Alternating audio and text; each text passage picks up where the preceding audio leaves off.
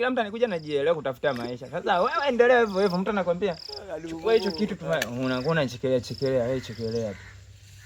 Maisha atakupiga mpaka utakoma. Wewe chekelea tu. Ndo nini sasa? Tumefanyaje sasa anko? Mwenyewe hata unataka kuniambia dada yangu kazaa vibwengu, si ndio? Na chuma ulete yenyewe, si ndivyo? Ni chuma ulete anko. Anko ubwabwa tunaokula anko ubwabwa. Unaniita mimi chuma ulete.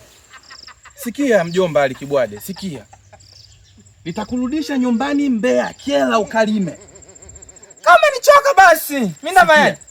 Nitakupa lana. Usibishane na mimi, nitakuvulia nguo. Vua. Unataka unione? Vua nione. Unafika muda kumpa mtana na wewe naye. Tulia wewe. Aliyechukua hela ndani nimeacha juu ya meza. Ni nani? Sasa ungesema toka muda ndugu yangu anaanza kunipiga hivi jamani. Wewe kama kimkono chako kinauma rafiki yangu. Sasa mimi nikuongeze tena. Aliyechukua hela ndani ni nani? Nikikichekea kitaniua hiki. Mimi sijachukua. Mimi sijachukua. Toka.